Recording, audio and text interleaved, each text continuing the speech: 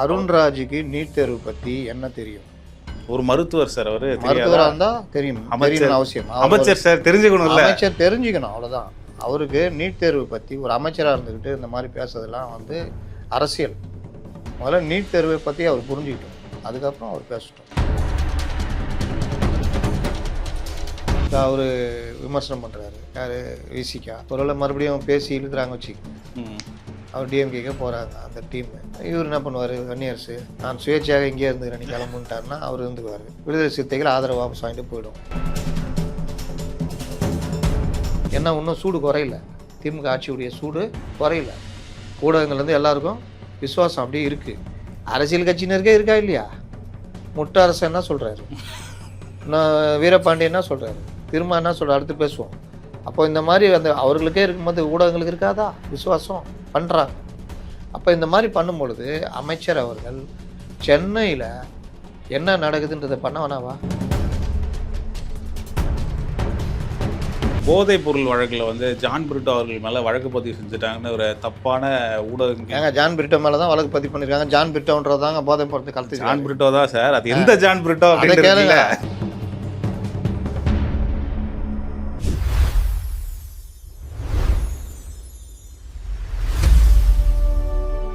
மைக்கம் நேயர்களுக்கு அன்பு வணக்கம்.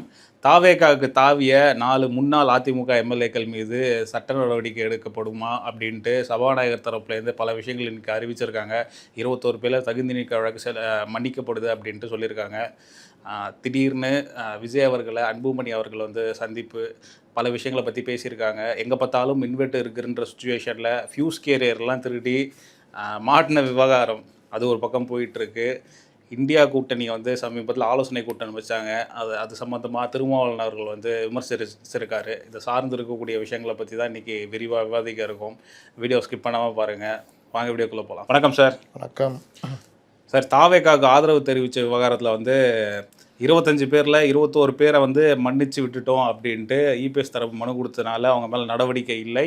இப்போ 4 பேர் வந்து பதவியை ராஜினாமா பண்ணிட்டு போனதுனால அவங்க மேலே நடவடிக்கை ஸ்டார்ட் ஆகப்படும் அப்படின்ட்டு சபாநாயகர் அவர்கள் சொல்லியிருக்காங்க. இந்த ப்ராசஸ் எப்படி பார்க்குறீங்க? மன்னிச்சு திருப்பியும் ஐபிஎஸ் அவர்கள் ஏற்றுக்கிட்டாங்க, அந்த தகுதி நீக்க நடவடிக்கை எப்படி பார்க்குறீங்க? கட்சித்தாவல் தடை சட்டத்துக்கு கீழே இவங்க மேலே நடவடிக்கை எடுக்கணும்னு சொல்லிட்டு 25 இந்த போராட்ட குணமுள்ள ரெபல் எம்எல்ஏஸ் அவங்க மேலே நடவடிக்கை எடுக்கணும்னு அவர்கள் கொறடா சார்பில் ஒரு கடிதத்தை தாவேகாவை ஆதரித்து வாக்களித்த போது கொடுத்தாங்க, எடப்பாடி பழனிசாமி தலைமையிலான அதிமுக. பிறகு பல்வேறு பிரச்சனைகள் ஓடிச்சு. சபாநாயகர் இதை நான் பரிசீலிக்கிறேன் அப்படின்னாரு. நாங்கள் தான் கொறடான்னு அவங்க கொடுத்தாங்க, நாங்கள் தான் கொறடான்னு 25 எம்எல்ஏக்களுடைய ஆட்கள் கொடுத்தாங்க. நான் பார்க்குறேன் அப்படின்னாரு. இதில் வந்து ரொம்ப நுணுக்கமாக கொறடா உத்தரவை இவங்க எங்கே மீறினாங்க, கொறடாவே நியமிக்கலையே, சபாநாயகர் இவர் தான் கொறடான்னு சொல்லலையே அப்படின்ற மாதிரி போச்சு. அதற்கு பிறகு இதில் கொஞ்சம் பேர் மீண்டும் பேச்சுவார்த்தை நடத்தி 19 பேர் திரும்ப உள்ளே போயிட்டாங்க. 2 பேர் தனியாக நிற்கிறாங்க. 4 பேர் அதிமுகவுக்கு தாவி விட்டார்கள். நம்ம அப்போவே இதை பற்றிலாம் பேசணும். இவர்களை வந்து கண்டுக்க மாட்டாங்க அதிமுக, மீதி ஆட்கள் மீது நடவடிக்கை கேட்பாங்க, அப்போ சபாநாயகர் என்ன பண்ணுவார் அப்படின்னு. அதில் உச்சநீதிமன்ற இதையும் நம்ம சொல்லியிருந்தோம். உச்சநீதிமன்றம் இதே விவகாரத்தில் சில வழக்குகளில் முதல்ல கட்சி தாவல், 2வது ராஜினாமா, அதாவது கட்சி தாவலில் ஏதோ ஒரு வகையில் கட்சி தாவல் தடை சட்டத்தின் கீழே வருகின்ற வேலைகளை செய்துவிட்டு பிறகு ராஜினாமா பண்ணிவிட்டு அதே கட்சியில் இணையிறதுன்னா அது ஒரு வகையில் கட்சி தாவல் தான். ராஜினாமா செய்ததை சபாநாயகர் ஏற்பதற்கு முன்னால் நீங்கள் இன்னொரு கட்சிக்கு ஆதரவோ இல்லை சேர்ந்துட்டிங்கனால கட்சி தாவலில் தான் வரும் அப்படின்னு சொன்னாங்க. இது எல்லாமே அந்த 4 எம்எல்ஏக்களுக்கு பொருந்தும். 25 பேர் அதிமுகவில் இருந்து பிரிந்து தனி இயக்கமாக தாவேகாவை ஆதரித்து கட்சி தலைமை முடிவை மீறி வாக்களித்தாங்க. அப்போ அவர்கள் கட்சி தாவல் தடை சட்டத்தின் கீழே வந்துடுறாங்க. ஏன்னா ஸ்பிளிட்டு கிடையாது, 2/3 கிடையாது. அப்போது அவர்கள் கட்சி தாவல் தடை சட்டத்தின் கீழே வர்றாங்க. இங்கே கொறடா உத்தரவா கட்சி தலைமை உத்தரவா? கொறடா இல்லைன்னா கட்சி தலைமை உத்தரவு தான் எடுத்துக்கொள்ளப்படும் உச்சநீதிமன்றமே சொல்லியிருக்கு. அப்போ கட்சி தலைமை உத்தரவு அங்கேயே அவர் சொல்கிறாரு, நாங்கள் எதிர்த்து வாக்களிக்கிறோம்னு எடப்பாடி பழனிசாமி சொல்கிறாரு. முறையாக எல்லாருக்கும் மின்னஞ்சல் அனுப்பப்பட்டது, தாவேகாவை எதிர்த்து வாக்களிக்கணும். அதை மீறி தான் வாக்களித்தார்கள். அதனால் கட்சி தாவல் தடை சட்டம் அவர்கள் மேலே வரும். அப்போ இது எந்த காலத்தில் இருந்தாலும் இது சிக்கல். இந்த நேரத்தில் தான் இந்த பிரச்சனையை உணர்ந்து தாய் கழகத்துக்கே திரும்பிட்டாங்க. 2 பேர் மட்டும் தனியாக இருக்காங்க. அவர்கள் என்ன முடிவு எடுக்க போகிறாங்கன்னு தெரியாது. இந்த 4 பேர் கட்சியில் சேர்றாங்க. ஏன் சேர்றாங்க? சபாநாயகர் இது சம்மந்தமாக எந்த முடிவும் எடுக்கலை. நம்ம ஏற்கனவே என்ன சொல்லியிருந்தோம், இந்த மாதிரி விவகாரங்களில், அவைக்குள் நடக்கிற விவகாரங்களில், தகுதி நீக்க விவகாரங்களை முடிவெடுக்க வேண்டிய முழு அதிகாரம் சபாநாயகர். அதனால் அவர் வந்து அதை முடிவு எடுக்கலை. அப்போ இது அப்படியே தள்ளாட்டம் இருக்கும்போது 4 பேர் இங்கே வந்துடுறாங்க. அந்த 4 பேர் பதவியை ராஜினாமா செய்கிறார்கள். ராஜினாமாவை சபாநாயகர் ஏற்றுக்கொள்கிறார். ஆனால் இவர்கள் ராஜினாமா செய்து சபாநாயகரிடம் கடிதத்தை கீழ் மாடியில் கொடுத்துவிட்டு மேலே போய் ஆதவ அர்ஜுனா முன்னிலையில் அதிமுகவில் சேருகிறார்கள். அந்த இதெல்லாம் போற்றி சேர்றாங்க. அதற்கு பிறகு பனையூர் போய் பொதுச் செயலாளர் குஷி ஆனந்த் தலைமையில் தாவேக்காவில் முறைப்படி இணைந்து கார்டு வாங்கிக்கிறார். சபாநாயகர் இந்த கேப்பில் அறிவிக்கலை, இவர்கள் ராஜினாமா ஏற்கப்பட்டது அப்படின்லாம் அறிவிக்கல. அதுக்கு பிறகு அறிவிக்கிறார். அப்போ இதுவே கட்சி தாவலில் வருதுன்னு உச்சநீதிமன்றம் தீர்ப்பு கொடுத்துருக்கு. சரி, இது ஒரு பார்ட்டு. இன்னொரு பார்ட் என்ன, சபாநாயகரிடம் இந்த 2 பிரச்சனையும் ஒன்றா வருது. கட்சி தாவல் தடை சட்டத்தினால இவங்களால் நடவடிக்கை எடுக்கணும்னு கட்சி தலைமை சொல்லுது. அந்த நேரத்தில் அவர்கள் இப்போ சபாநாயகரை சந்தித்து ராஜினாமா கடிதத்தை கொடுத்து ஜாயின் பண்ணுறாங்க. அப்போ சபாநாயகர் எதை பரிசீலிக்கணும் அப்படின்றது குறித்தும் உச்சநீதிமன்றம் உத்தரவு கொடுத்துருக்கு. என்ன கொடுத்துருக்கு, நீங்கள் வந்து முதல்ல எது கட்சி தாவல் தடை சட்டம் தான், அதுதான் நீங்கள் எடுக்கணும், இதை எடுக்கக்கூடாது அப்படின்னு. ஆனால் சபாநாயகர் இதை எடுத்துக்கிட்டார், ராஜினாமாவை ஏற்றுக்கொண்டார். சரி, இதை ஏன் சபாநாயகர் பண்ணார்? சபைக்குள்ளே அவருக்கு அதிகாரம் இருக்குது, அதனால் அவர் பண்ணிட்டார். இப்போ மறுபடியும் மீண்டும் அவர்கள் வலியுறுத்தி கடிதம் கொடுத்துருக்காங்க. 21 பேரை நாங்கள் ஏற்றுக்கிட்டோம், அதில் 2 பேர் வெளியே இருந்தாலும் நாங்கள் ஏற்றுட்டோம்பா, எங்கள் இஷ்டம்பா, மன்னிச்சிட்டோம், அதான் பிள்ளைய நாங்கள் அடிச்சிக்குவோம், சேர்ந்துக்குவோம், வாயை உடைப்போம், ஏதாவது பண்ணுவோம், நாங்கள் சேர்ந்துக்குவோம், இந்த 4 பேர் மேலே நீ நடவடிக்கை எடுக்கணும் அப்படின்னு கொடுத்துருக்காங்க. சபாநாயகர் அதை பரிசீலிப்போம் அப்படின்னு இருக்காரு. அதை பரிசீலிச்சுட்டே இருப்பார் 5 வருஷமாக. அதனால் அது ஒன்றும் நடக்காது. ஆனால் அவ்வளோ நாள் பரிசீலிக்க முடியாது. ஏன்னா இவர் முறைப்படி அங்கே லெட்டர் கொடுத்துட்டாரு, தேர்தல் ஆணையத்துக்கு போயிடுச்சு. 4 தொகுதியும் காலின்னு அறிவிச்சு இந்த 4 பேரும் நிற்க வச்சாங்கன்னா அப்போ அதுக்கான தகுதி இழப்புன்னு கொடுத்தா பிறவும் அவர்கள் தேர்தலில் நிற்கலாம், ஒன்றும் தடை இல்லை. அதனால் நம்ம கூட ஒரு தடவை தப்பாக சொல்லியிருப்போம், தகுதி இழப்பு கொடுத்தா அந்த 5 வருஷத்துக்குள்ள அப்படிலாம் கிடையாது. தகுதி இழப்புன்னு கொடுத்தாலும் அவர்களுக்கு சீட்டை கொடுத்து இடைத்தேர்தலில் கொடுக்கலாம். அதனால் சபாநாயகர் 4 பேரும் தகுதி இருந்தாங்க அறிவித்துள்ளேன் அப்படின்னு அறிவிச்சுட்டு 4 இடம் காலினார்னா இயல்பாக 5 தொகுதிக்கும் தேர்தல் நடக்கும். இவர்கள் 4 பேரும் அங்கே நின்று ஜெயிக்கலாம், தோக்கலாம். இப்போ ஒரு கேள்வி, அவங்களே நிற்பாங்களா இல்லை தாவேக்காவில் நிறுத்தின 4 பேர் நிற்பாங்க? 4 மணிக்கு மேலே ராஜரத்னம் ஸ்டேடியத்துக்கு வருவார் விஜய், அவர்கிட்ட கேளுங்க, ஏன்ட்ட கேட்குறீங்க? 4 பேர் என்ன பேசிக்கிறான்னு யாருக்கு என்ன தெரியும்? அதிருப்தி வரும்ல சார், அதிருப்தி வரும்ல. அதிருப்திலாம் விசிலுக்கு முன்னாடி விசிலை நல்லா அடிச்சாங்கன்னா சவுண்டில் அதிருப்தி குரல்லாம் வெளியே புதுசாக விசில் வாங்கி கொடுத்துருக்காங்களோ. ஆமாம், அதனால் அவங்களுக்கு 4 பேர் நிற்க வைக்கலன்னு சொல்லியிருந்தா என்ன பண்ணுவீங்க? ஏங்க 4 முன்னாள் அமைச்சர்லேயே சேர்த்துக்கிறாங்க, மற்றொரு அதிமுகவை தான் மாறிட்டு இருக்குது. அது ஒரு பெருமையாக சொல்லிக்கிறார் ஆதவ அர்ஜுனா, நாங்கள் தான் உண்மையான அதிமுக அப்படின்னு. உண்மையான அதிமுக வேணான்னு சொல்லி தானே உங்களுக்கு ஓட்டு போட்டாங்க. திமுக வேணாம் அதிமுக வேணான்னு தான் உங்களுக்கு ஓட்டு போட்டாங்க. நீங்கள் அதே வேலையை பண்ணியிருந்தீங்கன்னா அண்ணாமலை தலையெடுப்பார். அதனால் அதை விட்டுருங்க.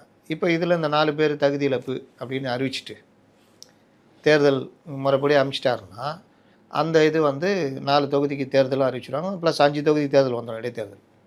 தகுதி இழப்புன்னு அறிவிக்கலை, ராஜினாமா தான் நான் ஏற்றுக்கிட்டேன் அப்படின்னு 5 தொகுதிக்கும் தேர்தல் நடத்தணும்னு அனுப்பிச்சிட்டாருன்னா அதிமுக வழக்குக்கு போகும்.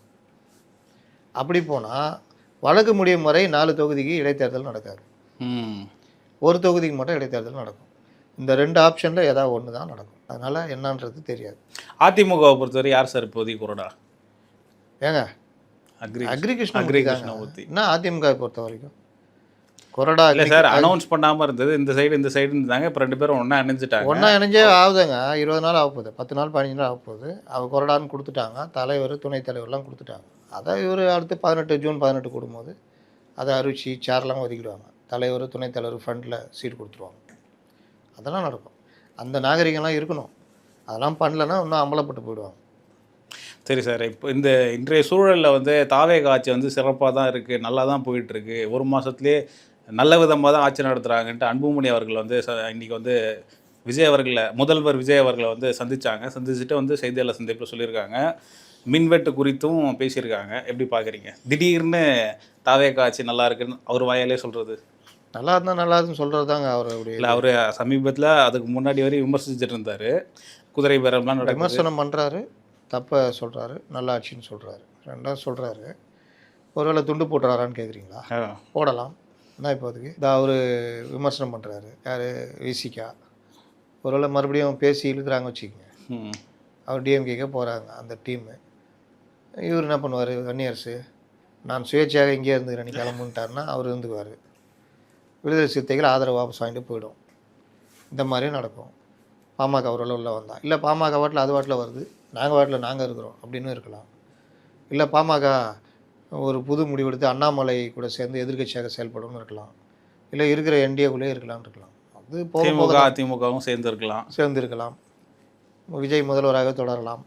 அண்ணாமலை விஸ்வரூபம் எடுக்கலாம். இந்த மாதிரி அப்துல் கலாம் பல கலாம் வர்றான். அதனால் அதை விட்டுருங்க. இப்போதைக்கு ஒரு இஷ்யூ பேஸில் அவர் வந்து ஜாதிவாரி கணக்கெடுப்பு கொள்கை முடிவாக இது பண்ணுங்கன்னு சொல்லியிருக்காங்க. சமீபத்தில் கூட அனைத்து கட்சி கூட்டம் நடத்தினார். ஜாதிவாரி கணக்கெடுப்பு இது இப்போ சொல்லிகிட்டே இருக்காங்க. 27 மக்கள் தொகை கணக்கெடுப்பு வரும்போது அது ஆட்டோமேட்டிக்காக டேட்டாஸ் கலெக்ட் பண்ண தான் போகிறாங்க. அதனால் அது நடந்து தான் தீரப்போகுது. இவர்களாம் அதை அறிவிச்சிட்டாங்கன்னா வேலை முடிஞ்சிடும். அதை பற்றி நீ கொஞ்சம் விரிவாலாம் பேசியிருக்காரு. பேப்பர்லாம் பேசினார் பார்த்தீங்களா? ஒன்றே ஒன்று விட்டார். 69% பொதுப்பட்டியலுக்கு கொண்டு வந்தது முன்னாள் முதல்வர் ஜெயலலிதா. அது சொல்ல மறந்துட்டார். மற்றபடி இடஒதுக்கீடு முழு வரலாறு சொன்னார். சரி, இது அதனால் அவர் பார்த்துட்டு சொல்கிறாரு. நல்ல விஷயன்றாரு. பார்ப்போம். அப்புறம் அந்த மின் வாரியத்துலேயும் பற்றி சொல்லிகிட்டு இருந்தார். கவர்மெண்ட் எவ்வளோ வாங்குது, ப்ரைவேட் எவ்வளோ வாங்குது அப்படின்ற பற்றிலாம் சொல்லிகிட்டு இருந்தார். ப்ரைவேட்டுக்கு வாங்கும்போது தான் அங்கே வந்து காசு வந்து நிறைய விரயமாகுது அப்படின்றத பற்றி டீட்டெயிலாக பேசி. இப்போ வரைக்கும் மின்துறை அமைச்சர் நாங்கள் தனியாரிடம் மின்சாரத்தை கொள்முதல் பண்ணுவதை குறைப்போம், அதை பற்றி பரிசீலனை செய்வோம்னு சொல்லவே இல்லை. அதையும் சொல்லணும். அதே மாதிரி சூரிய ஒளி பற்றி சொல்லியிருக்காரு. நல்ல விஷயம், வரவேற்க தகுந்தது. நம்மளே சுட்டி காமிச்சிருக்கோம்ல. ஆமாம். மின்சாரத்துடைய பற்றாக்குறையை சரி பண்ணோன்னா நவீன விஷயம் சூரிய ஒளி மின்சாரம் தான். லித்தியம்லாம் வரதுக்கு நாளாகிடும். ஆனால் அது வந்துச்சுன்னா அப்புறம் மின்சாரம்லாம் ஒரு பெரிய மேட்டராக இருக்காது. ஒரு காலத்தில் லித்தியம் தான் உலகை ஆளும். லித்தியத்தை தாண்டி ஒன்று கண்டுபிடிச்சிருக்காங்களாம் இதில், சைனாவில். அது இன்னும் நடைமுறைக்கு வரல. ஆராய்ச்சி இதுலேயே சோதனை அடிப்படையில் ப்ராசஸிங் ஸ்டேஜில் தான். அதெல்லாம் வந்துச்சுன்னா நீங்கள் வேறு லெவலு. அப்போ லித்தியமே வேறு லெவலு. லித்தியம்லேயே இன்றைக்கி பல இது கண்டுபிடிச்சிட்டாங்க. இப்போ இருக்கிற அந்த மின்சார இது வாகனங்கள்லாம் இருக்கு. இப்போ இருக்கிற அந்த பேட்டரியில் உங்களுக்கு குறிப்பிட்ட நேரம் சார்ஜ் பண்ணிங்கன்னா ஒரு 400 கிலோமீட்ரு அப்படி தான் ஓடும். இப்போது ஜப்பானில் ஏதோ புதுசாக ஒரு இது பண்ணியிருக்காங்க. அதெல்லாம் பண்ணால் 1000 கிலோமீட்டர் வரைக்கும் ஓடும். சார்ஜ் பண்ணுற நேரமும் கம்மின்றாங்க. இப்போ அந்த மாதிரிலாம் வந்துச்சுன்னா, வாகனத்தில் இதிலெல்லாம் வந்துடுச்சுன்னா வேறு புரட்சி. அதே மாதிரி வீட்டுக்கு இந்த இன்வெர்ட்ரு மற்ற விஷயங்கள்லாம் லித்தியம்லாம் இறக்க ஆரம்பிச்சிட்டாங்கன்னா மின்சாரத்தை பெரிதும் நம்பியில்லாத ஒரு நிலை உருவாகும். குறிப்பாக இந்த பெட்ரோலு இந்த இதெல்லாம் வச்சு தானே நமக்கு டீசலு ப்ளஸ் அனல் மின்சாரம், அந்த இது நிலக்கரி இதெல்லாம் நம்பி இருக்க வேண்டியிருக்குது. இப்போ அந்த மாதிரி விஷயங்கள்லாம் நம்ம பண்ணலாம். இப்போதைக்கு நமக்கு இயற்கை கொடுத்த வரம் சோலார் மின்சாரம். அதை மத்திய அரசு என்ன தான் ஊக்கப்படுத்தினாலும் போன கவர்மெண்ட்டு எனக்கு என்னன்னு இருந்தாங்க. இப்போ இந்த கவர்மெண்ட்டில் அதை யோசிக்கிறேன்றாங்க. சோலார் மின்சாரத்தை நம்ம எந்த அளவுக்கு பயன்படுத்திக்கிறோமோ அந்த அளவுக்கு. இப்போ நீங்கள் ஒரு பெரிய காம்ப்ளெக்ஸில் போடுறீங்க, அவர்களுக்கு தேவை 1 கிலோவாட்டு தான் அப்படின்னா, ஒரு 3 கிலோவாட்டு வருது அப்படின்னா 2 கிலோவாட்டு நீங்கள் கவர்மெண்ட்டுக்கு கொடுத்துடலாம். அதுக்கு நீங்கள் பணம் வாங்கிக்கலாம். இல்லாட்டி உங்கள் மின்சாரத்தில் கழிச்சிக்கலாம். உங்கள் மின் தேவைகளுக்கு எல்லாமே நீங்கள் சோலாரில் யூஸ் பண்ண போகிறதில்ல அப்படின்னா அந்த இந்த மாதிரி பல விஷயங்கள் வந்து இருக்குது. இவங்க 5 ஆண்டு அதை பற்றி கவலைப்படல. அதுவும் சொல்லியிருக்காரு, திமுக 5 ஆண்டுகளில் வந்து எந்த மின் திட்டமும் கொண்டு வரல. அவர் தான் பல விஷயம் சொன்னது. மின் திட்டமும் கொண்டு வரல, மின்சாரத்தை தயாரிக்கவும் இல்லை. நீங்கள்லாம் வெளியில் யூனிட்டுகளை கொடுத்து வாங்கணும். அதில் தான் பண விரயம். யூனிட்டுக்கு 9 ரூபான்னு கொடுத்தோம். பண விரயம் 4 ரூபாய்க்கு நம்ம இங்கே விற்கிறோம், 4 ரூபா மக்களுக்கு விற்கிறோம். அப்போ அவ்வளோ பண விரயம். அப்போ அந்த மாதிரி விஷயங்கள் எல்லாம் லேட்டஸ்ட்டாக ஒன்று சொன்னாங்க. நீரேற்று மின்சாரம் அந்த திட்டத்தை ஏடிஎம்கே கொண்டு வருது. அந்த திட்டத்தையே நிறைவேற்றாமல் கடப்பில் போடுறாங்க. இந்த ஆட்சி முடிகிறப்போ இப்போ வந்து நீரேற்று மின்சாரத்தை போன ஆட்சி முடிகிற நேரத்தில் கூடுதல் விலைக்கு நீரட்டு அந்த வர மூலையாக கிடைக்கிற மின்சாரத்தை ஆந்திராவிலேருந்து எங்கேருந்து வாங்குறாங்க. அப்போ எதை பற்றியும் கவலைப்படல. அதே மாதிரி மின்சார வாரியத்தில் ஆட்கள் எண்ணிக்கை ரிட்டையர் ஆகுறது குறையிறதுல புதுசாக ஆட்களை எடுக்கவும் இல்லை. ஆமாம், கிட்டத்தட்ட ஒரு வழியாக மின்சாரத்துறையை சீரழித்து விட்டாங்க. அந்த விஷயங்கள்லாம் இன்னும் அதில் கொடுக்கணும் வல்ல அறிக்கை.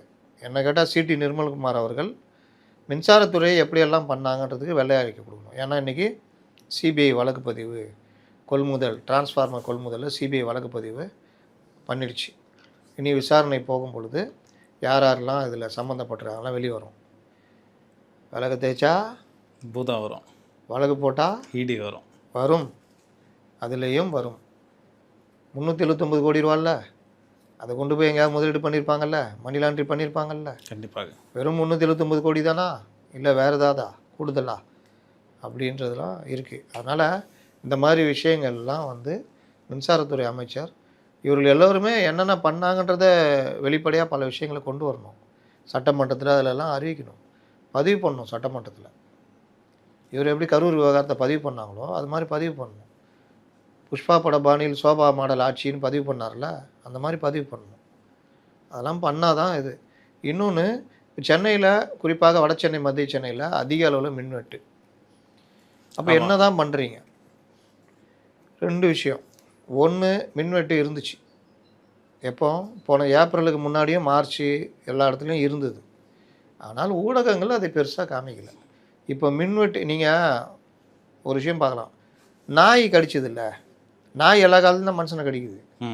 நாய் அங்கங்கே கடிக்க ஆரம்பித்தோன்னே ஊரில் இருக்கிற நாயெல்லாம் வேறு வேலையில் டே இன்றைக்கி எப்படி ஒரு 10 பேரை கடிச்சாகணுன்டான்னு கிளம்புன மாதிரி ஒரே நாய்கடி நியூஸாக வந்துச்சு. இன்றைக்கி நான்லாம் ரொம்ப ஜாலியாக பழகுறேன் நாய்களோடலாம், எங்கே போனாலும் பழகுவேன். ஏன்னா அது மனிதன் காட்டிலேருந்து வெளியில் வந்தப்போ நம்மோட வந்த இனம் நாய், நன்றி உள்ளது. ஒரே ஒரு பிஸ்கட் வாங்கி போட்டு நீங்கள் 1 வருஷம் பொறுத்து வந்தாலும் உங்களை ஞாபகம் வச்சுருக்கோம் நாய். எனக்கு அனுபவம் இருக்குது.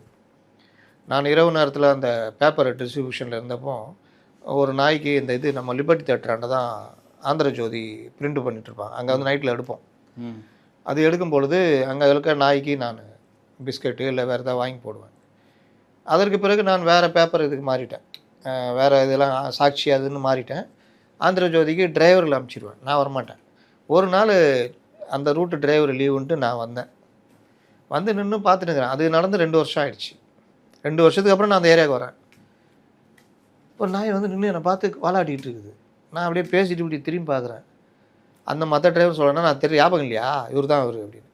அந்த நாய் ஒரு குறும்புக்கார நாய். அது போலீஸு அப்போல்லாம் சைக்கிள்லலாம் இது போவாங்க, இவர் அவங்களோட போவார், கூட ரோந்து போவார். 2 வருஷம் பொறுத்து ஞாபகம் வச்சுட்டு என்கிட்ட வருது. அப்படிப்பட்ட ஒரு அற்புதமான ஒரு இது. அந்த நாய் எனக்கே பயம் வந்துச்சு, ஏன் நாய் நம்மளே கடிச்சிருமோ அப்படின்னு. அந்த அளவுக்கு இந்த ஊடகங்கள் நாய்கடி நாய்கடி நாய்கடி நாய்கடி நாய்கடி நாய்கடி. ஏன் எங்கே நாய் கடித்தாலும் நாய் ஒன்று இளைஞரை துரத்தி துரத்தி கடித்தது எங்கடான்னு பார்த்தா கேரளாவில். நாய் ஒன்று பள்ளி சென்ற சிறுவனை எங்கடா? ஆந்திராவில். நம்மளை எல்லாத்தையும் பயமுறுத்தி வச்சுட்டாங்க. இன்றைக்கி எல்லாம் ஒரு நாய் ரோட்டில் இருக்குது வச்சிங்களேன், ஒரு 10 நாய் 5 நாய் இருக்குது. நீங்கள் போயிட்டு இப்படி நீங்கள் வச்சிங்க, எங்கள் வீட்டு பிள்ளை எம்ஜிஆர் மாதிரி அது பார்க்கும். என்னடா அவன் ஒரு மாதிரி பம்முறான், ஏதாவது இவன்ட்டு ஏதோ மிஸ்டேக் இருக்குது, ஏதோ வீட்டில் திருட வந்துக்கிறான் போலன்னு குரல் விடுவோம். உங்களை இன்னும் கொஞ்சம் இது பண்ணும். நீ வாட்டில் நீங்கள் போனீங்க, அது வண்டியில் போய் துரத்திட்டே வந்தால் கூட நீங்கள் சாதாரணமாக இல்லை நிறுத்திட்டிங்கன்னா திரும்பி போய்டுவார் அவர். எங்கேயாவது இந்த வெறி நாய் கடின்றது தனிங்க. அது ஏதோ 1க்கு 2க்கு அது கடிக்கும். அது சும்மா இருந்தால் கூட போய் கடிச்சு விட்டு போடும். இப்படித்தான் ஊடகங்கள் ஒரு செய்தியை விமானம் விழுந்துச்சு அப்படின்னா அந்த வாரம் பூரா எங்கெங்கே விமானம், சேம் அதே பேட்டர்ன் தான். இந்த கவர்மெண்ட்டுக்கு எதிராக மின்வெட்டு இருக்குது இல்லைன்னுலாம் சொல்ல, ஆனால் அதை பிரதான செய்தியாக்குறா. ஐயோயோ மின்வெட்டு மின்வெட்டு மின்வெட்டு மின்வெட்டு எங்கே? இதோ அங்கே, எங்கே அம்ஜிகரில், எங்கே அப்புறம் அசோக் நகரில், அப்புறம் இது இங்கே, இதோ அங்கே. ஏன்பா தமிழ்நாடு முழுவதும் மின்வெட்டு? தமிழ்நாடு முழுவதும் ஏராளமான இடங்களில் மின்வெட்டு ஏற்பட்டுள்ளது. ஆக்சுவலாக ஒரு 5-6 இடம் இன்னைக்கு ஃபுல்லாக காடு போட்டாங்க. அப்போது இந்த விவகாரத்தை 2 விஷயமாக நான் சொல்கிறேன். ஒன்று, இந்த வேலையை தான் பண்ணுவாங்க, பண்ணிக்கிட்டு இருக்கிறாங்க. ஏன்னா இன்னும் சூடு குறையில, திமுக ஆட்சியுடைய சூடு குறையில. ஊடகங்கள் எல்லாருக்கும் விசுவாசம் அப்படியே இருக்குது. அரசியல் கட்சியினருக்கே இருக்கா இல்லையா? முட்டரசு என்ன சொல்கிறாரு, வீரபாண்டியன் என்ன சொல்கிறாரு, திரும்ப என்ன சொல்கிறார், அடுத்து பேசுவோம். அப்போ இந்த மாதிரி அவர்களுக்கே இருக்கும்போது ஊடகங்களுக்கு இருக்காதா விசுவாசம்? பண்ணுறாங்க. அப்போ இந்த மாதிரி பண்ணும்பொழுது அமைச்சர் அவர்கள் சென்னையில் என்ன நடக்குதுன்றதை பண்ண வேணாவா? போன கவர்மெண்ட்டில் இருந்த அதே ஐஏஎஸ் அதிகாரி தானே இப்போ உங்கள்கிட்ட இருக்காரு. ஆமாம், என்னன்னு கேட்கணும்ல. ஏங்க போன கவர்மெண்ட்டில் எதுவுமே இல்லை, இப்போ மட்டும் என்ன? அவர் சொல்லுவார், போன கவர்மெண்ட்டில் இருந்துச்சிங்க, யார் சொன்னா இல்லைன்னு. ஊடகங்கள் எடுத்து போடல, இப்போ போடுறாங்க. அவ்வளோதான். சரி, அப்போ எப்போ பார்த்தாலும் இப்படி தான் இருப்பீங்களா? சரி பண்ணவே மாட்டீங்களான்னு கேட்கணும். ரெண்டாவது, மின் வாரியத்துக்கு அங்கங்கே ஆட்கள் இருக்குது, ஆட்பற்றாக்குறை இருக்குது. அப்போ நீங்கள் சென்னையில் இந்த மாதிரி விஷயங்களுக்கு எதிராக உடனடியாக கூடுதலாக வேறு இடங்கள்லேருந்து ஷிப் பண்ணணும். போர்க்கால அடிப்படையில் ஆட்களை கூடுதலாக அந்தந்த இடங்களுக்கு ஷிப் பண்ணி பண்ணணும். ரெண்டாவது, மொபைல் யூனிட்டு ஒரு 10-15 யூனிட்டாவது சென்னையில் சுற்றிக்கிட்டு இருக்கிற மாதிரி உடனே இதை சென்ட்ரலைஸ் பண்ணிட்டாங்களே. நீங்கள் 1012 ஏதோ ஒரு நம்பரு பண்ணிங்கன்னா உடனே உங்களை இது பண்ணிட்டாங்கன்னா அந்த மொபைல் யூனிட்டு அங்கே போயிடுச்சுன்னா முடிஞ்சிச்சு. சென்ட்ரலைஸ்டு மொபைல் யூனிட்டு பண்ணுங்கள். குறைஞ்ச ஒரு 2 மாதத்துக்கு போர்க்கால அடிப்படையில். மூணாவது விஷயம் என்ன நடக்குது? ஃபீஸ் கேரியரை திருடுறான், கட் பண்ணி விட்டு போகிறான். ஆவடியில் கூட மின்வாரி அலுவலகத்திலே இந்த சேவையை செய்கிறவன் யார்? பிடிச்சி பொது சொத்துக்களை சேதம் விளைவித்தல், பொது சொத்துக்களை திருடு, கிரிமினல் ஆக்ஷன்கள் நடவடிக்கை எடுங்க. அதை மக்களுக்கு தெரிவிங்க. எதுவுமே பண்ணாமல் நீங்கள் ஒரு நாளைக்கு 3 பேட்டி கொடுக்குறதுலாம் வேலைக்கு ஆகாது. என்ன தப்பு பண்ணிட்டாங்க, என்ன நடக்குது, நாங்கள் என்ன ஏற்பாடு பண்ணியிருக்கோம், அதெல்லாம் பண்ணோம். இல்லாட்டி அவ்வளோதான். ஒரு நண்பர் போட்டிருக்காரு எனக்கு, 2 மாதத்துக்குள்ளே உள்ளாட்சி நடத்தினா தயவு செய்து நடத்த வேணான்னு சொல்லுங்கள், முடிச்சு விட்ருவாங்க கரண்ட் இல்லையா அப்படின்னு. அமைச்சர் கலந்துக்கிட்ட ஃபங்க்ஷன்லேயும் விட்டுவிட்டு சார் அங்கேயும் வேணா பிடிங்கிருப்பான். அப்படியே பார்ப்போம், பட்டாக்குன்னு பிடுங்க. அதுக்கு ஒரு ஜென்செட்டு போடுறது எதுவுமே கிடையாது. இல்லாட்டி மின்வெட்டு ஆகி உடனே டக்குன்னு ஜென்செட் போட்டு வந்திருக்கோம். அந்த நேரத்தில் இவன் எடுப்பான். அமைச்சர் கலந்து கொண்டதுலேயே என்ன, அமைச்சரும் மனிதர் தானே. அதனால் ஏன் இன்றைக்கி அமைச்சர்கள் நல்ல விஷயம் பண்ணுறாங்களே சொல்லுங்கள். அமைச்சர் ரமேஷ் ஒரு விழாவில் கலந்துக்க போகிறாரு, ஒரு திறப்பு விழாவுக்கு போகிறாரு பழனியில். அங்கே விக்னேஷ் இன்னொரு அமைச்சர் இதுவும் இருக்குது. இவர் திறக்க போகும்போது ஒருத்தர் வந்து காதில் சொல்கிறாங்க ஏதோ, உடனே கேட்குறாரு. கேட்டு அங்கே இருக்கிற அதிகாரிகிட்ட பிடிச்சி திட்டுறாரு. அவன் அப்படியே இப்படின்றான் அந்த அதிகாரி. அதுக்கப்புறம் அவரே வராரு. என்ன, அந்த பழனி சட்டமன்ற உறுப்பினருடைய பேரை போடலை. அவர் கும்பலை கூப்பிட்டு வந்து எப்படி என் பேரை போடலன்னு அவரும் கலாட்டா பண்ணல. அவர் வந்துட்டு ஒரு ஓரமாக நிற்கிறார். இவருக்கு இது தெரிஞ்சோன்னே இவர் இங்கேருந்து வேகமாக போகிறார். போய் அவர் கையை பிடிச்சிக்கிட்டு, மன்னிச்சிக்கங்க, தெரியாமல் நடந்துடுச்சு, இனிமேல் இப்படி நடக்காது. அவர் அதுக்கு மேலே நெகிழ்ந்து போயிடுறாரு. இல்லைங்க பரவாயில்லைங்க, அதை எப்படி நீ பண்ணலாம், நடிக்காத, அதெல்லாம் இல்லை. அமைச்சர் சரிங்க ரைட்டு வாங்க, அவரை கூப்பிட்டு வந்து அவரை வெட்ட வைக்கிறார். அப்புறம் என்ன, எல்லோரும் சேர்ந்து வெட்டலான்னு எல்லோரும் கை வச்சு அந்த எம்எல்ஏ வச்சு திறக்க வைக்கிறார். மிகச்சிறந்த அரசியல் நாகரிகமாக இந்த விவகாரத்தை நான் பார்க்கிறேன். தயவுசெய்து ரமேஷ் அவர்களே கெட்டு போயிடாதீங்க, இதை மெயின்டைன் பண்ணுங்கள். விக்னேஷ் நல்லா பண்ணுறாப்புல, அந்த அவர் தானே இது, இந்த மதுவிலக்குத்துறை நல்லா பதில் சொல்கிறாப்புல.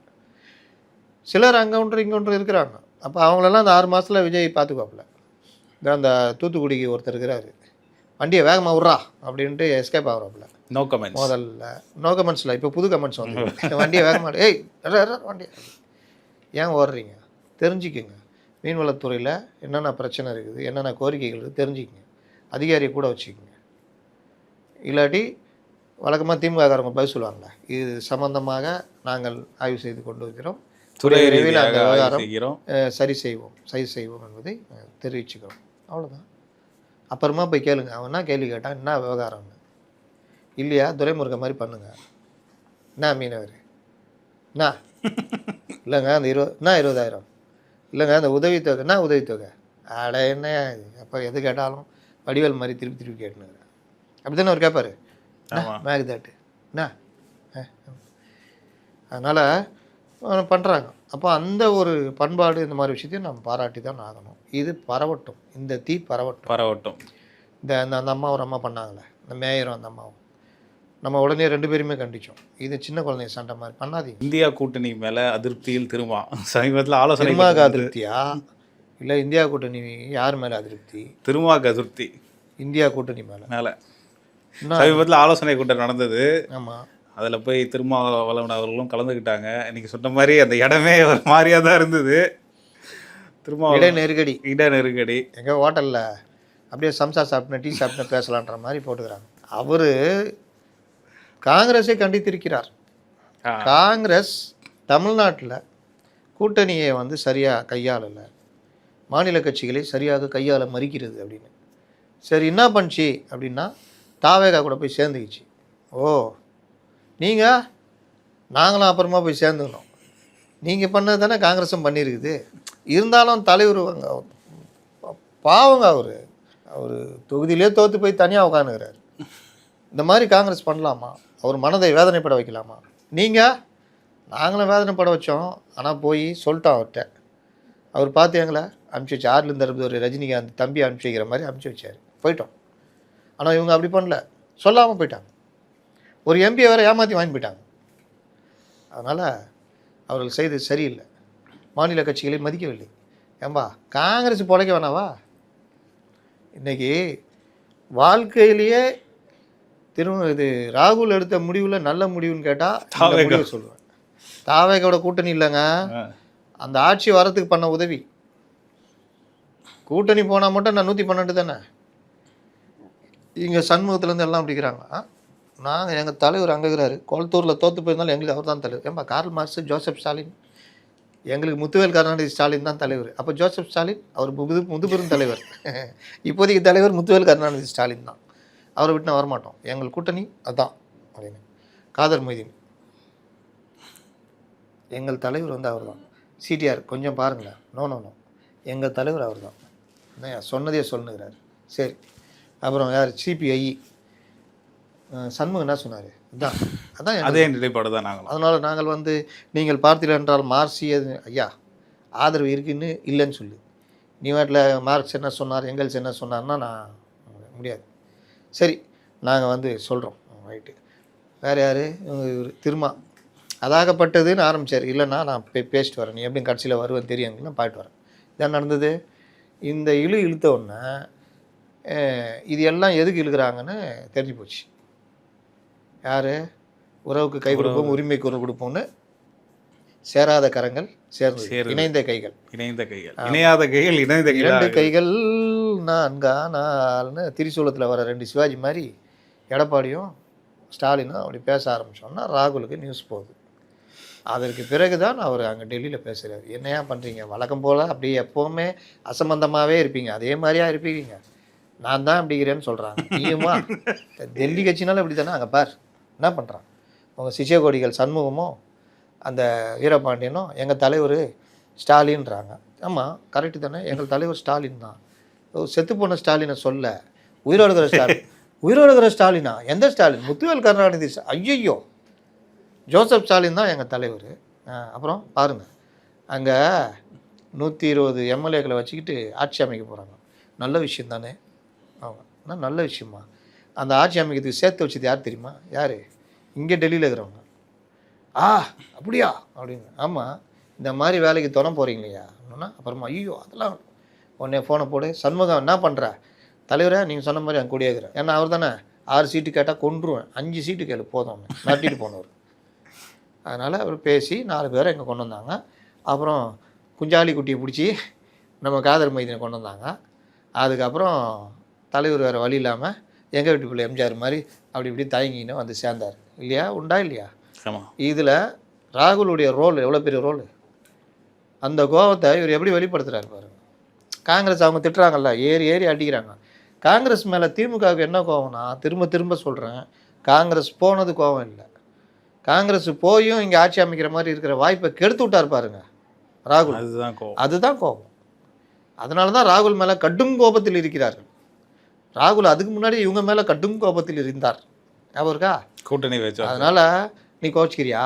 ஆமாம் கோச்சிக்கோ போ, இந்தியா கூட்டணிக்கு கூப்பிடுறோம். அது எப்படின்னா, மாப்பிள்ள இந்த மாதிரி கல்யாணம் வச்சுக்கிறேன், நல்ல விஷயம்யா, அதான் உன்னை பார்க்க வரலான்னு யோசித்தேன், வா நான் இருப்பேன் நாளைக்கு சாயந்தரம். இல்லையா வேறு வேலையெல்லாம் வேலையாக இருக்குது, அங்கங்கே போய் கொடுக்கணும். சரி என்ன பண்ணுறேன், வாட்ஸ்அப்பில் அனுப்பிச்சிக்கிறேன், கொஞ்சம் வந்துடுறியா? இப்படி பண்ணுவாங்க தெரியுமா சில பேர். கண்டிப்பாக. எங்கேங்கிற எப்போ இருப்பேன்னு கேட்பாங்க. நான் வந்து ஒரு 6 மணிக்கு மேலே ஃப்ரீயாக இருப்பேன்ப்பா, வீட்டில் தான்ப்பா இருப்பேன். அப்படியா? சரி 6 மணிக்கு நான் இந்த இதுக்கு போய் வைக்கணும், உனக்கு வாட்ஸ்அப்பில் அனுப்பிச்சிடறேன், வந்துடுறியா? வந்துடுறேன்பா. இவனும் போடுவான், மணமக்கள் நல்லபடியாக வாழ வாழ்த்துக்கள், நல்வாழ்த்தை தெரிவித்துக் கொள்கிறேன். வாட்ஸ்அப்லேயே. நீ வாட்ஸ்அப்பில் மதிச்ச, நானும் வாட்ஸ்அப்பில் இது பண்ணிட்டேன்றது தான் அது. அந்த மாதிரி வாட்ஸ்அப்பில் இவங்களுக்கு அனுப்புகிறாங்க இந்தியா கூட்டணி. வந்து விடுவான். அவர் ஏற்கனவே கடும் கோபத்தில் இருக்கிறார். ஏதாவது வேலை இருந்தால் கூட அவர் கோபம் வராது. இப்போ வேறு சும்மா வேறு இருக்கிறாரு. அதனால் கடும் கோபத்தில் வேணாம் தேவையில்லை போ அப்படின்ட்டாப்புல. ஏன்னா நாளைக்கு வேறு ரூட் எடுக்கலாம்ல. இதுக்கு என்ன இப்போ திருமாவளவனுக்கு பிரச்சனை? அமைச்சர் பதவி கொடுத்துட்டாங்க, அப்புறம் என்ன ஒரு கிட்ட போட்டுங்க சரி வரலான்னு ஏதோ போட்டு இழுக்கிறாங்க போல். போட்டு இழுக்கிறாங்க. அதான் ஏங்க அவருக்கு வேலையே தானுங்க. நைட்டு வந்து அங்கே என்னை முதல்வர் பேசினார், நாங்கள் சேர்ந்து கூட்டணி ஆட்சி அமைக்கிறோம்னு முடிவு எடுத்திருக்கோம்னு சொன்னார் அப்படின்னு பேட்டி கொடுத்துட்டு மறுநாள் காலையில் வந்து அப்படி ஒரு நடக்கவே இல்லை. எனக்கு தெரியவே தெரியாதுப்பா, நீங்கள் தான் சொல்லி தான் எனக்கே தெரியும். பேசினது அதே இல்லைன்ற நம்ம ரிப்போர்ட்டருக்கு தூக்கி காமிச்சிருக்கணும். இது எந்த திருமாவளவன்? அதை அப்படி காமிக்க மாட்டாங்க சார். நானும் பல பேட்டிகளில் பார்த்தா தானேங்க, இவன் பார்த்தா தானே. இவன் நைட்டு ஃபுல்லாக ஏதாவது உட்காந்து ரீல்ஸ் பார்த்துக்கின்னு தட்டிட்டு காலையில் எழுந்துச்சி நேராக ஆஃபீஸுக்கு போவான். அங்கேருந்து பற்றி விடுவாங்க. ஓடு திருமாவளவன்ட்ட போகணும். நம்ம திருமாவளவன் தானே எதாவது கேட்போம். எப்போவுமே இன் பண்ணிகிட்டு இருப்பீங்களே, இன்றைக்கி என்ன சட்டையை வெளியே எடுத்து விட்டுக்கிறீங்க? இப்படி தானே கேள்வி. அதனால் அதை விட்டுருங்க. அப்போது திருமாவளவன் உளறி அவர் வழக்கம் போல் குழப்பி கொண்டிருக்கிறார். இந்தியா கூட்டணியில் மற்ற கட்சிகளும் கோச்சிக்கிச்சான். காங்கிரஸ் எடுத்த நிலைப்பாடு வாழ்க்கையிலேயே தமிழ்நாடு காங்கிரஸ் ஒழுங்காக நல்ல முடிவை இப்போ தான் எடுத்துக்கிறாங்க. தாவேகா கூட போகிறதுனால அவங்களுக்கு உள்ளாட்சியிலேயே நல்ல ஒரு ரெப்ரசன்டேஷன் கிடைக்கும், பார்லிமெண்ட்லேயும் கிடைக்கும். அடுத்து இந்த கூட்டணி அப்படியே தொடர்ந்தால் சட்டமன்றத்துலேயும் ஒரு நல்ல இது வாங்கிக்குவாங்க. அதனால் அவர்களுக்கு லாபத்தை நோக்கி நகர்றாங்க. எல்லாரும் லாபத்தை நோக்கி தானே எடுத்து. முதலாளித்த உலகத்தில் அதுதானே. திருமாவளவன்னு அப்படியே விஜய் மேலே கொண்ட பாசத்தாலே வன்னி அரசை அமைச்சராக்கினார். அதில் வேறு சொல்கிறார், வன்னி அரசு வருகின்ற வாய்ப்பை நான் தடுக்கக்கூடாது அல்லவா.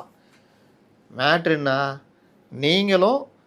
நீங்கள் விசிகா தாவேகாவை ஆதரிக்கணும், அதில் அமைச்சரவையில் பங்கேற்கணும், அதில் ஒருத்தருக்கு வாய்ப்பு, அவ்வளோதானே. இதில் எங்கே வன்னியரசு வந்தார்? வன்னியரசு எம்எல்ஏவாக இருப்பதனால், சீனியராக இருப்பதனால் அவருக்கு வாய்ப்பு கிடைக்குது. அப்புறம் நீங்கள் வன்னியரசுக்கு வாய்ப்பை நாங்கள் எடுக்கக்கூடாதுன்னு ஆதரவு கொடுக்குறேன்னா இது உருட்டு தானே. இது இந்த மாதிரி தான் பேசிக்கிட்டு இருக்காப்புல. அந்த இடிச்சான ஸ்கூட்டருக்காரன் கேட்டால் சொல்லுவான், சார் இதுதான் சார் எனக்கு நடந்தது. அவங்களாம் வந்து சனாதனம்னு சொல்லிட்டு என்னை கொண்டு போய் எங்கேயோ மாட்டிட்டாங்க. நான் இங்கே செங்கல்பட்டை தாண்டினது கிடையாது, என்னை கொண்டு போய் எங்கேயோ சேர்த்துட்டாங்க சார். இங்கே சரி சார், இந்தியா கூட்டணியில் வந்து திமுக வெளியேறிடுச்சு. இப்போ அந்த இடத்துக்கு வந்து தாவேகா வரதுக்கான வாய்ப்புகள் இருக்குது. விரைவில் அறிவிக்கப்படும் செங்கோட்டையன் அவர்களும் சொல்லியிருக்காங்க. இந்த நிலையில் தான் விஜய் அவர்களுடைய முதல்வர் அவர்களுடைய டெல்லி பயணம். காங்கிரஸ் தலைவர்களும் போன வாட்டி மீட் பண்ணல, இந்த வாட்டி மீட் பண்ண போகிறாரு. நீங்கள் ஒன்று கேட்கவே இல்லையான்ட்ட?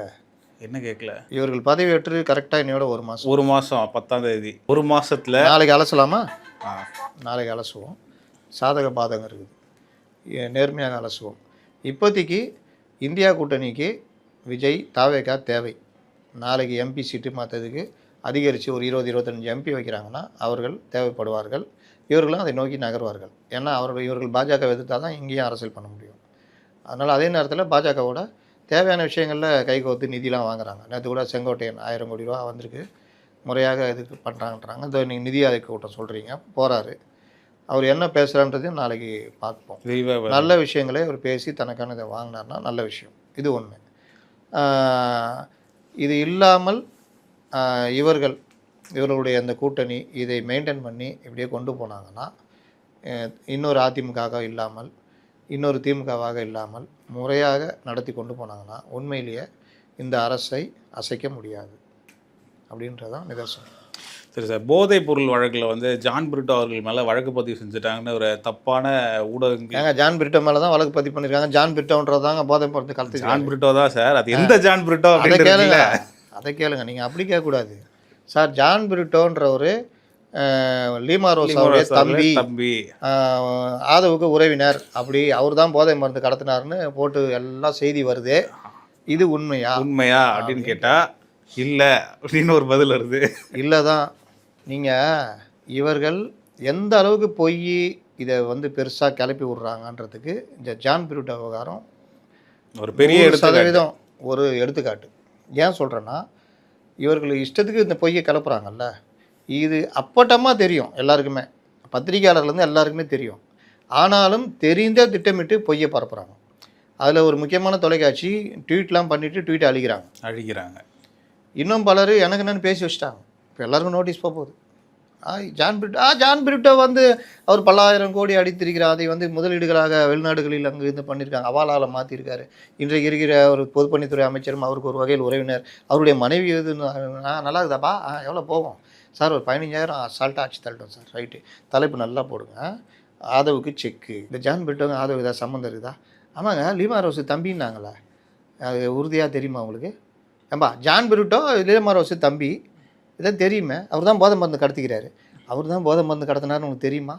ஏம்பா அவங்க சொன்னாங்களப்பா, அவங்க சொன்னாங்க. நீங்கள் செக் பண்ணீங்களா? ஏம்பா இவரே சொல்லிக்கிறாருப்பா, இவரே சொன்னார். செக் பண்ணீங்களா? டிஎம்கே ஐடிவிங்கே போட்டுக்குது. டிஎம்கே ஐடிவிங்கே போடும். நீங்கள் செக் பண்ணீங்களா? ஐயோ என்ன ஆச்சு? நோட்டீஸ் வரும், வாங்கிக்கிங்க. எல்லாரும் போட்டிருக்கிறதால கரெக்டாக நம்பிட்டேன். அதுவும் ஒரு நாளிதழ் 3 பேர் படத்தையும் ஒன்றா போட்டு செக் அது இதுன்னு. விஷயம் என்னென்னா, ஜான் பிரிட்டோ என்ற பெயர் குழப்பம் தான் காரணம். ஜான் பிரிட்டோ 57 வயது, கோவையை சேர்ந்தவர், லீமா ரோஸுடைய தம்பி. அவங்க அப்பா பேர் மைக்கேலு. அது ஒன்று. இது ஒரு பாட்டு. இந்த சைடு போதை மருந்து கடத்தி தேடப்படுபவர் பிலிப்பைன்ஸ் ஓடிப்பிட்டார். யாருன்னா ஜான் பிரிட்டோ. அப்பா பேர் இருதயராஜி, வயது 40, கொடுங்குயரை சேர்ந்தவர். அவர் கூட இருக்கிற கூட்டாளியெல்லாம் பிடிச்சிருக்காங்க. இவர் எஸ்கேப்பு. இவர் பிலிப்பைன்ஸில் போய் தலைமறைவாக இருக்கார். இந்த ஜான் பிரிட்டோவுக்கு 57. இவர் 17 வயசாக இருக்கும்போது பிறந்தவர் இந்த ஜான் பிரிட்டோ. இவரை எடுத்து இந்த ஜான் பிரிட்டோவில் போட்டு அடித்து நவுத்தியாச்சு. ஆதவர்ஜுன் என்ன சொல்ல போகிறார்? ஆதவர்ஜுனாவுக்கு சிக்கல். இவர் போதை மருந்துக்கு எதிராக செயல்படுவோம் என்று சொன்ன முதல்வர் அவர்கள் இப்பொழுது என்ன செய்ய போகிறார்? குடன் இருக்கின்ற ஆதவர்ஜுனாவுடைய சொந்தக்காரரே பெரும் போதை மருந்து கடத்தை அவர் தலைமறைவாக இருக்கிறார். இவர் என்ன சொல்ல போகிறார்? தலைமறைவாகிற ஜான் பிரிட்டோ இன்னைக்கு அமித்ஷா ஆஃபீஸ் வந்து புகார் கொடுத்துட்டார். அவருக்கு தான் மேலே இருக்கிற பிரச்சனை கூட என்னன்னு சொல்ல தெரியல. கூட இருக்கிறோம் சொல்லித்தரோம். அந்த ஜான் பிரிட்டோ வேற, நான் வேற சொல்லு அப்படின்னு. அந்த ஜான் பிரிட்டோ வேற, நான் வேற. அந்த ஜான் பிரிட்டோ கொடுங்கையூரை சேர்ந்தவர், அந்த ஜான் பிரிட்டோ கொடுங்கையூரை சேர்ந்த, இப்படி தான் சொல்லுங்கிறேன். நான் அவன் இல்லை அதான் உண்மை. அப்போ இதை நம்பி ஒரு பெரிய பேப்பர் புக்கு, ரேப்பர் நியூஸ், ஆதவுக்கு செக். என்ன செக்கு? இந்தியன் பேங்க் செக்கா? எஸ்பிஐ செக்கா பெருசாக. அப்புறம் அவங்கவுங்க போட்டாங்க. இப்போ புதுசாக ஒருத்தர் முளைச்சிக்கிறார். அவர் வாட்ஸ்அப்பில் வரதெல்லாம் வச்சுட்டு பெருசாக பேசினுக்கிறாரு. அதை பேட்டிக்கு நம்ம ஊருக்கு தான் பேசி தொலைன்னு உட்காந்து இருப்பான்ல. இவரை கூப்பிட்டு பேசுனா பேசுகிறாரு, நல்லா போகுது, பேசு. இப்போ அவரை மாட்டுறாரு. இந்த மாதிரி தான் எனக்கு என்னன்னு உண்மையை தேடாமல் செய்வது. இது எப்படி சரியாக இருக்கும்? இப்போ அவங்க மான நஷ்ட வழக்கு போடுவாங்க, கண்டிப்பாக. ப்ளஸ்ஸு போலீஸில் கம்ப்ளைண்ட் கொடுத்து போலீஸு சம்மன் அனுப்போம். நீங்கள் வந்து ஜான் பிரிட்டோ வந்து இது மாதிரி பண்ணுறீங்களா? எந்த ஆதாரத்தின் அடிப்படையில் லீமா ரோஸ் தம்பி ஜான் பிரிட்டோ 57 வயது, கோவையை சேர்ந்தவர், 287 கோடி ரூபா அந்த போதை மருந்து கடத்தலில் சம்மந்தப்பட்டிருக்காருன்னு நீங்கள் சொன்னீங்க? எந்த ஆதாரத்தின் அடிப்படையில் சொன்னீங்க சொல்லுங்கன்னு சம்மன் கொடுத்து கேட்பாங்க. என்ன செய்வீங்க? இதுதான் நுனிப்புல் மேயறதுன்றது. இது ஜர்னலிசம் இல்லை. இன்றைக்கி வெறுப்புன்னு அடிப்படையில் எதையுமே அணுகக்கூடாது. தாவேகா மேலே எனக்கும் விமர்சனம் உண்டு, திமுக மேலே எனக்கு விமர்சனம் உண்டு, அதிமுக மேலே எனக்கு விமர்சனம் உண்டு. அதே விமர்சனத்தில் எது விஷயன்றது தான் வைக்கணும். இன்னொன்று, சொல்கிற விஷயங்களை நீங்கள் காது கொடுத்து கேட்கணும். அதுக்கு பின்னாடி என்ன தப்பு இருக்குதா ரைட்டு இருக்குதான்றதை நீங்கள் தேடணும். எதுவுமே பண்ண மாட்டேன்னு அர்த்தம். இதான் நடந்தது. அதனால் இந்த விவகாரத்தில் யார் செய்தி போட்டிருந்தாலும் அவர்கள் வழக்கு போடுவார்கள், வாங்கி வச்சுக்கிங்க. ரெடியாக இருங்க. ஆட்சி கலைப்பு, ஆட்சி கவிழ்ப்பு அப்படின்றது திமுகவோட நோக்கம் இல்லை அப்படின்ட்டு தங்கம் தென்னரசு அவர்கள் சொல்லியிருக்காரு. கூடவே என்ன சொல்லியிருக்காருன்னா, நாங்கள் வந்து 3 மாதத்தில் வந்து ஆட்சி கலையும்னு சொல்லலை, 3 மாதம் வரையும் ஆட்சி தாங்குமா அப்படின்னு தான் சொன்னோம். ஸ்டாலின் அவர்கள் சொன்னாங்க, அது திரித்து சொல்லப்பட்டது அப்படின்னு. இவரே திருத்தி தான் சொல்கிறாரு. ஆட்சி கவிழ்ப்பு நாங்கள் செய்வோம்னு ஸ்டாலின், திமுக தலைவர் ஸ்டாலின் எங்கேயும் சொல்லலை. ஆட்சி கவிழுன்னு தான் சொன்னார். இவர் ஆட்சி கவிழுன்னு சொல்லலைன்னு சொல்கிறதும் தப்பு.